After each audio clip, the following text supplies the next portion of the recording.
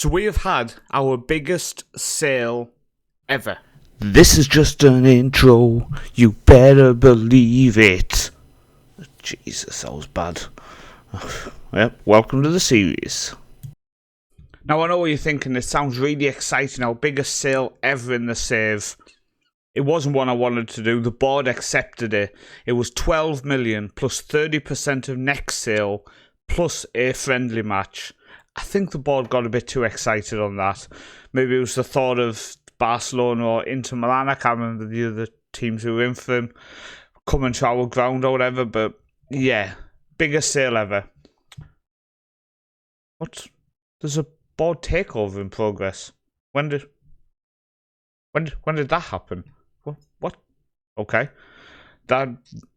That isn't happening. Why is that on the screen? I've not seen anything about a board takeover.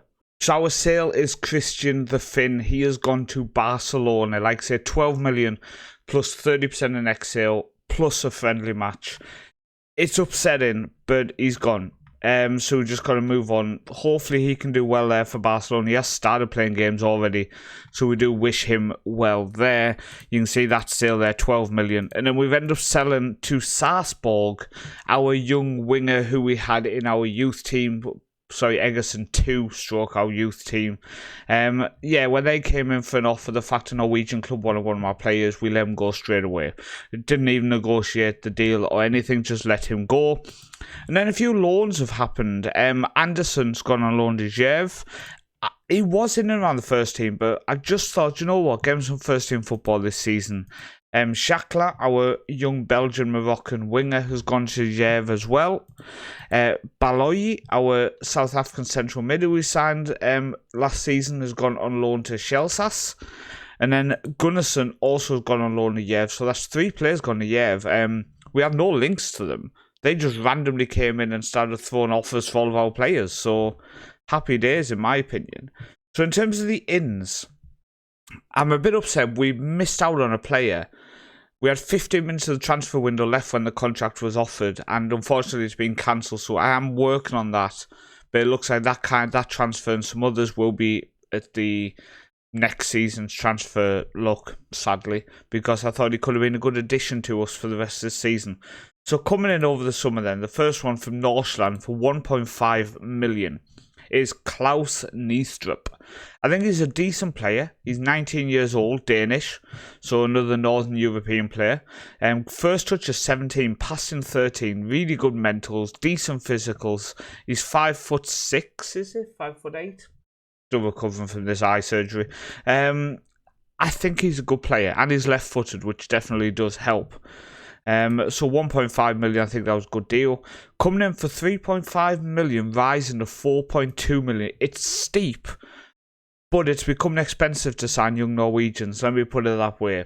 But Johannes Vedvik comes in, and apart from his passing ability, as a defensive midfielder, he looks fantastic. Really, really good. Good physicals, insanely good mentals. I like him. Now, the next 2 players both came in on transfer deadline day, both offered to us on agents. I love taking part in deadline day because you get given so many offers. From Fortuna Köln, coming in central defence, going to play for under-19s this season. We'll see how he does, to be honest with you. But a 6'4" fullback. He's not a fullback, he's a centre-back. A 6'4" centre-back. If we want central defender on defend. Apart from his composure, he's fantastic. Really good balance as well as 16. Good bravery. I just like him. I think he's a good player. For 98k, there's profit all day long in this kid. So really, really pleased to bring him in. Then also, a player who turned up in, again, agent on the transfer list, but turned up and looked really, really good, is Harvard Mohm. Comes in for 1 million from Rosenborg. So he's going to play for our youth team. I have tried to offer him out on loan, but nobody came in with a bid. Hopefully we can still get him out on loan, though there are some teams interested. I think he's a decent player. I think he could develop well. Only 19. £1 million might be a bit steep on him, but we'll see how that goes. But that's our transfer business for the summer. Let's have a look how it's been going. First, we'll do the Cup. then we'll do the league, then we'll do what we had was Champions League qualifying, if you remember, our first ever season in Champions League qualifying. To follow on from the HamKam victory in the Cup, we went to Vålerenga in the third round and went through on penalties. Really pleased with it. Always tough to go to Vålerenga, so the fact that we did get through on penalties, I will take that. We then had odds come to us, so we were at home, and Mansilla, Basic, Legred and Lawrence on the score sheet saw us go through to the next round for the first time ever into the quarterfinals. Now, coming up against Hunnerfoss in the quarterfinals was an easy game, shall we say, in a 4-0 victory. Urschals with 2, Larsen and Anderson on the score sheet. And that saw us go through into the semi-finals now, where we come up against Viking Stavanger. So a local game in the semi-finals, and victory would see us come up against either Tromsø or Stabæk in our first ever cup final. But this is already our first ever semi-final. So I'm really, really pleased with how it's gone in the cup competition this season. So in terms of how it's gone in the league, I would say I'm more pleased. We've still had some games where we just haven't turned up. I do think, as people have said, as our team gets older, we will get better, more confident and more stable and pick up victories more often. But then we beat Rosenborg 1-0. We then went to Sogndal and got a 1-1 draw before we played Viking Stavanger at home and scraped a 1-1 draw, an 85th minute equaliser. And that was where our poor form was just continuing, to be honest with you. But the months of July and August were a lot better for us. We got a 1-0 victory over Grorud. 2-0 victory over Grorud before we lost 3-0 at home to Tromsø. We just never turned up in that game. But back-to-back victories to end the month against Strømsgodset and Brann. Really pleased with them. We then played Vålerenga, got a 1-0 victory before travelling away to Børde Glimt. And a 1-1 draw away to Børde Glimt is nothing to be ashamed of. Then played Ålesunds at home, got a 4-1 victory. Lost at home to Stabæk 2-1, but we have just bounced back with a 4-1 victory away to Lillestrøm. That's the type of result we need to be getting. Our next game is the semi-finals of the Cup against Viking Stavanger, so I'm absolutely pumped to be getting into that game. Really, really excited for that. Hopefully, like I say, our first ever Cup final. That would be a live com if we get to the Cup final, obviously. But it's been going well. I honestly think the worst thing about this is the fact that no other team wants this title this year. Nobody wants it. Everybody is dropping points. And it's almost more upsetting them because if we could have turned 3 or 4 of them results around, we could have been 10, 12 points clear at this point. But we are top of the league with 9 games to go. Won 11, drew 4, lost 6. So we're having a bad season compared to last year.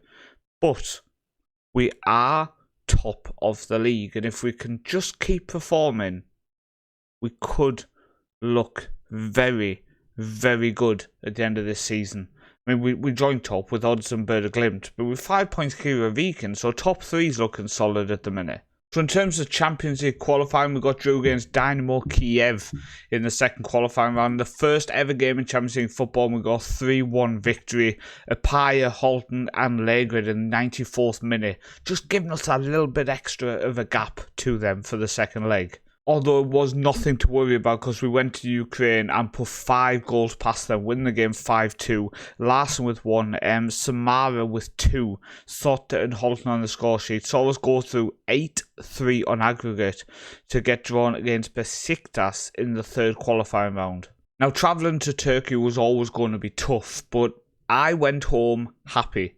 A 4-3 defeat saw us still in the match, still having the opportunity to get through to the playoff round. We just had to go back to Norway, to Viking's ground, Viking Stavanger, so up to Stavanger, only a 1 hour travel. Can we get a victory and see ourselves through to the playoff round where Sporting Lisbon were waiting for one of us?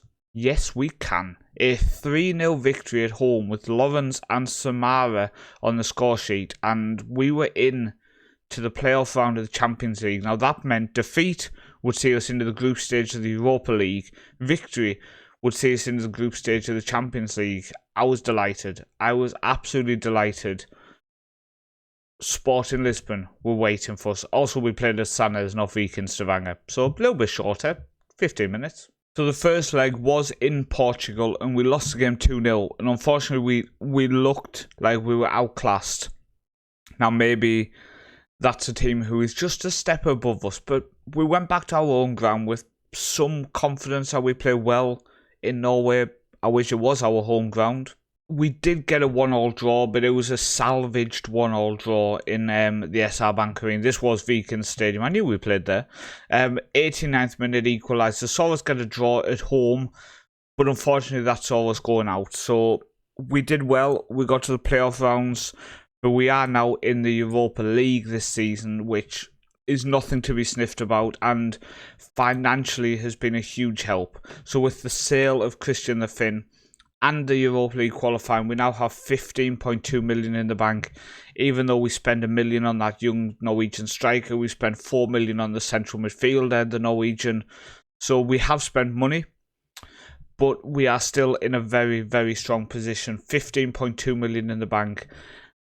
I think I would like to look at adding a couple of youngsters to the youth team still, so I'm scouting quite a few. If I go on to the scouting side of things, scouting priorities, we are scouting a few people at the minute. Keep an eye on seeing who we can bring in.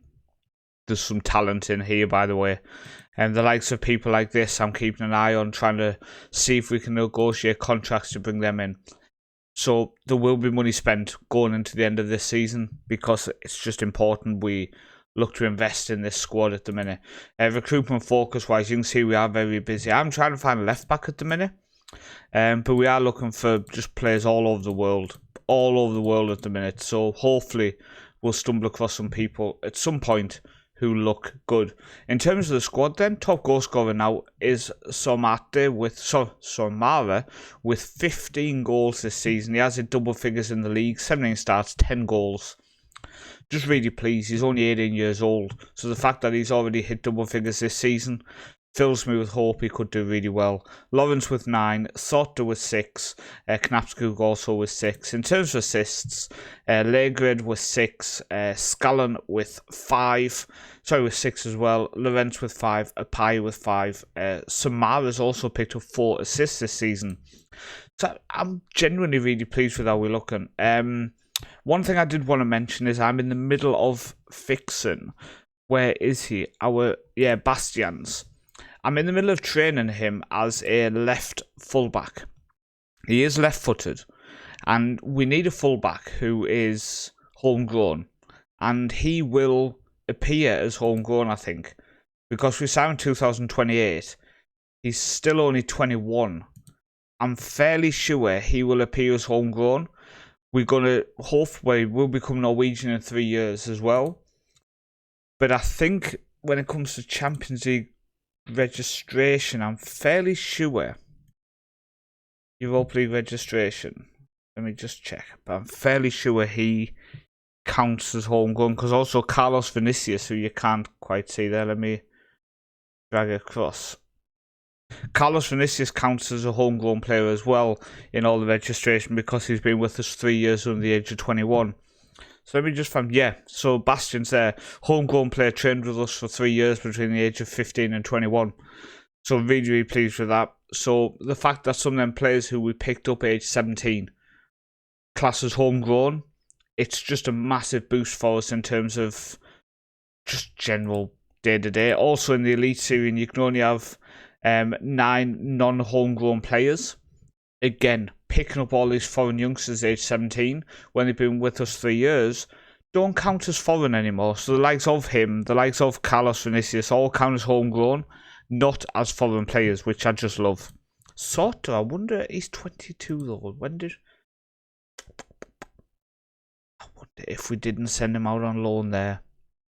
If we didn't send him out on loan for that season back in Austria, I think he would have counted as homegrown as well.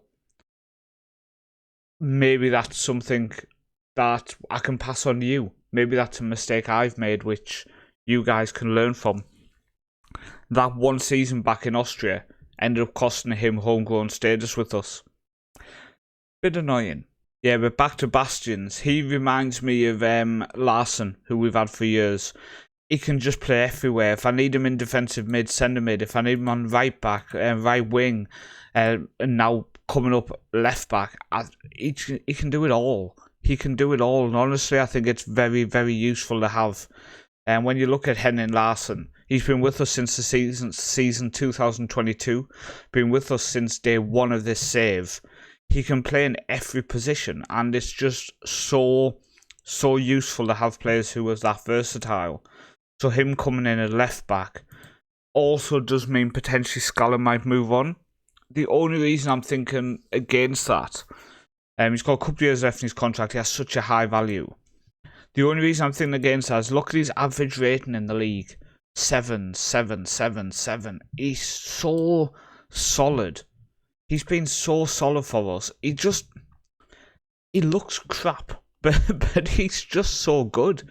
Constantly performing so well for us at left back.